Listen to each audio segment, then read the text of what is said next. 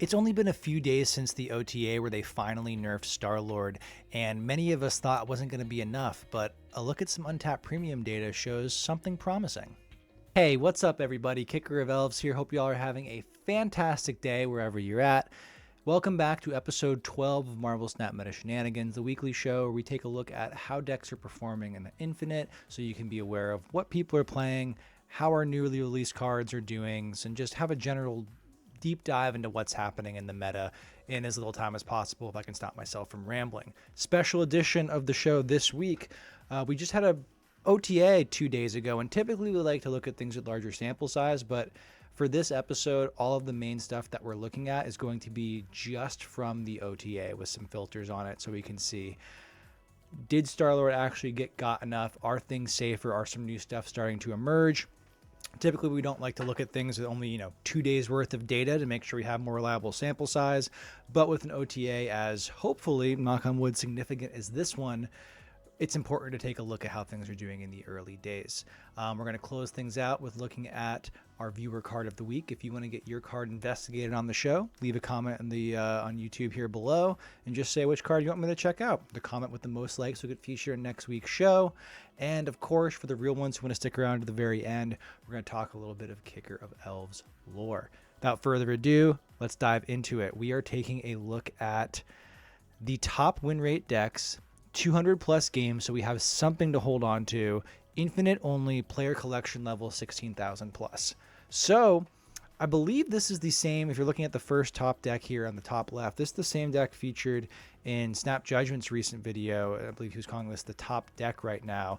And again, 260, 300 games. I know some people will I don't want to cling on to these stats too much. 63% win rate is crazy.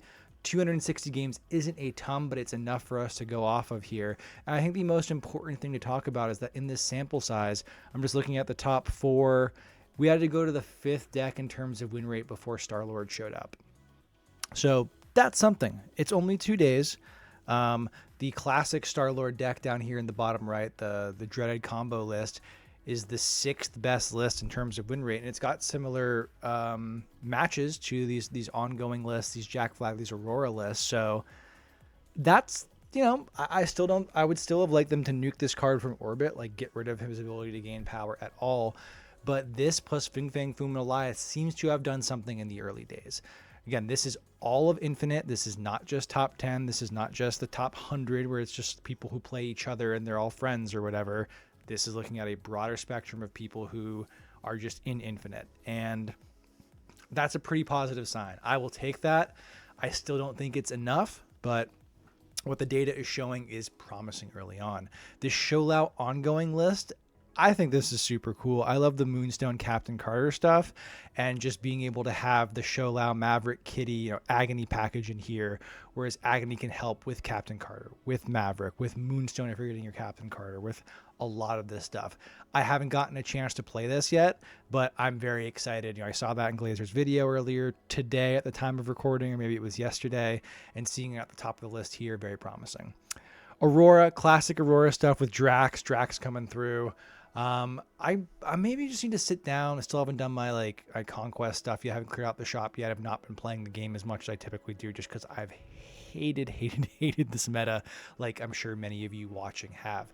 I can see it in people that I play with in my alliance not playing as much. I can see it in views counts on my video. That's not a pity play, but it's just people are not as engaged with Snap this month. You hear a lot in game dev of oh, if people have strong emotions about your game, even if it's negative, that's better than apathy. But I think these strong negative emotions have been compounding and people are like, I need to take a step back here. The ongoing and Jack Flag list, ongoing list, very similar to the Shou-Lao list that we're talking about here. We're trying to do cool ongoing combo stuff. Classic shake and bake here. Jack Flag making his way in there. Pretty nice to see that new card. Maybe we'll see how long he sticks around. And then this list, which is just called Jack Flag, I get a kick out of Untapped's naming conventions for these decks. This is the Doom 2099 list with Jack Flag peppered in. Makes sense. We've got a lot of green power on here. Jack Flag can easily, and he can also buff himself, I believe. So Blue Marvel's out there. Jack Flag's, giving what is that, +8 to a location just from Blue Marble being out there if Jack Flag's in a full location. Pretty dang cool. The top Star-Lord list right now, this is a list KM Best had featured in his video, the best decks in day one of the metagame. Love those videos, by the way. It's probably my favorite genre of KM list of like, hey, OTA happened. I talked to people, did the research so we could talk about some top decks. Having Star-Lord Zola in here as a backup Mr. Negative Jane Foster combo when we already want Zola in our Mr. Negative game plan. Very cool. Been playing some of this list. I do have to knuckle down and just get through the last Star-Lord weekend missions. Not looking forward to it, but this is what I've been playing. And it is nice to see the Star-Lord combo list firmly in number 6. So before we take a look at some recent cards for us to go over in terms of their performance, the recent Series 5 releases, quick summary of where we're at in the meta. I'm happy to have to scroll down before I see Shou-Lao on these. Again, small sample size, small couple of days, but the early data is promising in terms of there being 4 different decks that are all punching above the top Shou-Lao list, right? I keep saying Shou-Lao. I was so used to Shou-Lao being the bad guy in January that when I'm thinking my brain just goes into autopilot. Star-Lord, not Shou-Lao. I'm happy. Shou-Lao's in the first deck. Maybe Star-Lord being nerfed is going to reveal just how much of a problem Shou-Lao still is. But for me, the play pattern and playing against Shou-Lao is significantly less offensive than Star-Lord at its peak. So I'm happy Star-Lord's getting kicked down. Hopefully this is enough. All right, so with the meta snapshot out of the way, let's take a look at our last week's Series 5 release. How's it doing? Kraglin here, negative cube rate, positive win rate, 1.3% popularity. Genuinely don't know what they were thinking with this card. This has way too much going on. It's just the word releasing. You talk about power creep of Luna Snow power creep over Electro or Psylocke and stuff like that. Newer cards coming out and being stronger. Kraglin's a good case for hey, sometimes it's not always power creep. Sometimes they release a ramp card that's terrible. And I know 53% win rate's positive, blah, blah, blah. You do not need to get Kraglin. This is all data from the most recent OTA, so just about 2 days here. It goes in ramp. Ramp is a good deck on its own. It enables Galactus a bit more because Kraglin you can play on 3, and then if he hits correctly, if he hits your Infinite and you got Galactus in hand on turn 4, you can go into a Galactus play without needing to wave into it to give your opponent the opportunity to play another big card. So that's pretty good. There's other Galactus day. Again, 27, 28 games, not really enough to talk about here, but Kraglin would not recommend him. If he's sitting in your shop, you have him pinned for some reason, let him go. Our most recent Series 5 release, Jack Flag, on the other hand, ironically, his win rate is lower than Kraglin. Again, we are looking at just the latest patch, so this is a pretty volatile set of data. But I think Jack Flag is a much better pickup than Kraglin. I think he is kind of taking the role of speed. I forget who I saw. Someone in my comments made that comparison. Jack Flag is kind of boring. It's just hey, green power. He gets, he doesn't have a cool, flashy effect. Kraglin is kind of all flavor, no payoff, or he looks it's almost like the Red Delicious apples where they look super good, but you bite into them and it's not that great. This is whoa, there's all this crazy stuff going on here. It's banishing. I can get ramp. I can get powerful, and you bite it and you're like, oh God, why? Kraglin, no. Whereas Jack Flag looks like a steak you cooked in a sous vide bath, and it has no texture or anything. Then you bite it and it's just delicious Wagyu or something like that. My food metaphor is getting a little getting out of place, but I think Jack Flag is a solid pickup if you like the ongoing list. If you like some of the lists that we featured here, he's probably going to be a mainstay in those. But if you are missing your big heavy hitter Series 5 cards, if you're missing Shou-Lao, if you're missing Agony's not Series 5, but stuff like that, maybe you can hold on him. Speed and other cards are fine enough. But yeah, this is a solid card, just not super exciting. This is the last time we're talking about Star-Lord and the Season Pass card section. We're going to take a look at the Season Pass and the Super Premium Season Pass card performance. Since the OTA, he has a negative win rate. Still almost 25% popularity. People aren't letting go of Star-Lord. We're going to see how present he is in the Golden Gauntlet. top 16 or whatever. But positive cube rate, I believe that is because, yes, Mr. Negative, following that classic pattern where the win rate isn't crazy, but the cube rate's positive because of the output here. Star-Lord and Mr. Negative, I'm fine if these cards are together because Mr. Negative can be shut off immediately with Mobius, and it's happened to me. Happened to me this morning. I was like, damn, I forgot about Mobius. Star-Lord that was, if we really boil it down, a lot, maybe the problem, and there was a lot of them, but if I had to zero in on one problem with the original rendition of Star-Lord, is that it was better Mr. Negative in that, and people make a big deal about this, of like, you could just counter it, bro. You just play priority Cosmo.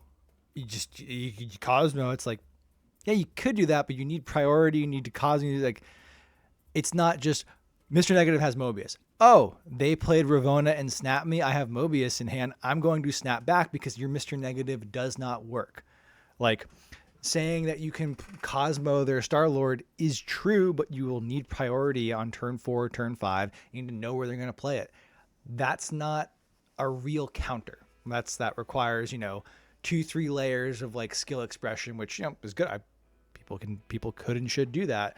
But to say that like, it is so much more difficult to shut down Star-Lord, and Star-Lord had a similar output, if not better output, to Mr. Negative, and its counter was so much more difficult. So having Star-Lord baked into Mr. Negative as more of a backup plan where you can just shut it down with Mobius, I'm chill with that. This deck's freaking hilarious over here with the negative 1.42 cube rate in like 500 games. I don't know what creator put a video about Victoria hand Arishem Star-Lord that's getting people to play this in any capacity, but like, holy hell, this is real bad. I don't know, because I've heard, I don't know this for myself, I've heard if just one player is playing a deck, it doesn't get onto Untapped. Like, there needs to be multiple people playing it, so it needs to have like gotten spread around.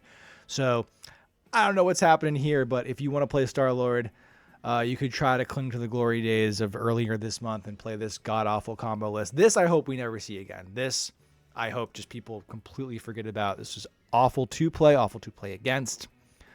It being in the Mr. Negative package, I'm kind of like, good for, yeah, I'm happy for you, Star-Lord. I'm happy for you there. Magus, okay, Magus, win rate, not as good, comparable to Star-Lord. Still negative on the cube rate as well. Still this, if you're holding out, you got $10 burning a hole in your pocket and you want to get the Super Premium Season Pass for Magus, don't do it. The buff to a 2/3 is substantial. And we were looking at this last week. The top deck had like a -2 cube rate, which is insane. I was literally cracking up looking at it, but there's some potential as it being like this ongoing style list of like, oh, I can copy my Iron Man, like this list KM featured. People not doing great with it. I still don't believe in Magus whatsoever. I think that it's dead until it can copy on reveals, at which point it becomes insane. They should probably just rework this card instead of doing onesie twosie stuff with it. It's just like, yeah, you could do this is like, what was Husky playing this at the beginning of the season? This like make a huge multiple man copy, throw it around. This list, I believe, from Smiles, is cool in concept where you're kind of doing the splat combo thing and you're just using Magus to copy something up. Get a Sarah under your, copy Sarah, have that under your Moonstone lane, and then you've got -2 on everything going into turn 6. That's cool. I just don't think it's a super real thing. So that's overall just super quick again. Happy to see this. Still very early days. I wonder if this means that Shou-Lao is going to get another pass if it ends up being as strong as it appears that it is now that Star-Lord is out of the spotlight. But I am very happy to see in the early data the archetypal Star-Lord list at number 6 in terms of win rate at Infinite. That's a positive sign. Is it enough? We'll have to wait and see. But let's talk about our viewer card of the week. Again, if you want to get your card read out on the show, really mean a lot if you have to comment. Also, while we're here, if we get this far, if you haven't subscribed, hit that sub button. Like the video, leave a comment. It does tremendous stuff for the video. Watch another video of mine. Really helps out the channel. We're on the road to 1,500 subs, and we've just recently made it into the Marvel Snap Creator Program. So if you're watching this, hopefully next week I'll be able to do some giveaways for the new Season Pass cards coming out, or Season Pass card. Giveaways for the new Season Pass card, March, and Sabanur. Words are hard. Anyway, This week's card is from my boy Travis Bryant, 1803, who said Agamotto. Rework after they release Merlin. Should he generate some of his spells after play? Also lowering cost / in hand instead of deck. So Agamotto looked at the last 7 days versus just, we don't need to limit Agamotto's view to just the past 2 days. Agamotto is not really a big meta contender. Ranks still infinite, 16,000 plus. Agamotto, as a quick refresher, was the introduction of skills. He was a season pass card in March. Very cool card at launch. I remember like the Scream decks with Agamotto. I love Agamotto in concept, but I just haven't played this card in a super long time. I think at 47% win rate, minus 0.15 Qs, popularity 1%, like he may be due. Like the fact that he shuffles those cards into your deck, screwing up your draw, really matters now. Post Tech Apocalypse, post the continued changes to Erisham Thanos, you care a lot about consistency. There's not a lot of redundant like pieces. Like you don't want to get images of Icon or trying to like draw into your Onslaught, for example. Makes Agamotto a hard sell. The list that he is in are still these Thanos Erisham lists. I haven't talked about this with Roram in a long time, but he's obviously like the premier Thanos Erisham player. He won Golden Gauntlet 2 with the 34 card Monty Thanos Erisham Agamotto combo. And this is months ago now, but I remember him saying like Agamotto in those lists being so much worse because they changed it so Thanos doesn't start in your hand. So that's another thing here. I think they could explore some kind of rework. Like you're looking at the performance of these listeners, the amount of games people are not playing this card. And it would be cool for like, this is like Agamotto has like a big bad design. If you've been playing Snap for a very long time, you might remember the era of big bads where like Thanos, Galactus, Kang, High Evolutionary, these cards that, kind of the opposite. We're talking about Jack Flag as being like, here's some bonus points, or like Marvel Boy gives 1 cost cards, 1 power. Does something very straightforward. These big bads like Thanos puts the Infinity Stones in your deck. Galactus destroys every location but one. Erisham puts 14. It does like these very wild things. Agamotto fits into that category, and I love it when those cards are good because it creates unique play experiences and adds diversity to the metagame. But I just don't know what they do to Agamotto. Right now, he's not in a hot spot. All right, for those of you stuck around, we're doing some Kicker of Elves lore every week on the episode return. We go to the wall of trinkets or grab something nearby. Typically it's from the wall of trinkets, not always. Most of the time it's been, which is just a nice little decoration I use for YouTube videos, but I've actually had it up here in my little home office setup for years and years. And today we are going to talk about Steel Ball Run, JoJo's Bizarre Adventure Volume 7. I'm a big fan of JoJo's Bizarre Adventure. I started reading it in like summer of 2016. I started from the very beginning of it and I've read all of it. I have not read much of Part 9 that is out right now. People are super into it. The reason I want to talk about this now is that in a couple of weeks they are putting Steel Ball Run. This is Part 7 of JoJo's Bizarre Adventure on Netflix as an anime. And if you're hearing Part 7 and you haven't watched JoJo's at all and you're like, well, never seeing that, I'm here to tell you this is the time to actually start, because Part 7 is kind of like a reboot of the entire series. Like it is basically like a new Part 1. Yes, if you watch it and you haven't seen any other JoJo's, you're going to miss where it's like, oh, this character is clearly a reference to this character. And that might clue me into like something about the way it is, or like what they're trying to play with here. But you don't need any of that. I love Part 7. I started reading it. I read it about 9 years ago. Probably around this time 9 years ago, I'd finished reading it. Maybe a little bit earlier, give or take. I remember reading it like beginning of 2017. I absolutely loved it. The maturity of the story versus previous like editions of JoJo's was incredible. The character writing, the design of the stands, which is, if you've never seen JoJo, it's like their power system. Like like their ability, their special powers. So there's super cool here. The actual plot, it takes place in the late 1800s. And it's the conceit of it is a race across the country. The main character is a paraplegic, I believe that's the term. He can't walk. He's wheelchair bound, but it's a horse race. It's completely insane. I absolutely love it. If you haven't read it, you still can, but definitely check it out on Netflix. Don't be intimidated by having to watch 6 other parts. They're all great. You should watch them, but you don't need to. You can go into this one fresh and still have an amazing time. I read it chronologically, so I went 1, 2, 3, 4, 5. I read it all the way through. This is a fresh start. This is your chance to get into it. I love it. So yeah, thanks everybody for sticking around. I'm going to sign off here. As always, I'm Kicker of Elves. Please like the video, leave a comment, subscribe. If you made it to the end and you haven't subscribed, that's totally fine. If you don't want to, I get it too. I actually, as someone who's like a relatively new YouTuber, I was always like rolled my eyes when people would be like begging for subscribes or saying it multiple times, like I'll subscribe if I want to. And now I'm doing it because I want people to subscribe. So it's ironic. I get it. If you're just watching, having a good time, I appreciate that. I appreciate that too. And if you want more Marvel Snap content, check out the video on your screen right now. I'll see you in the next video. Kicker of Elves out. Thank you. Bye.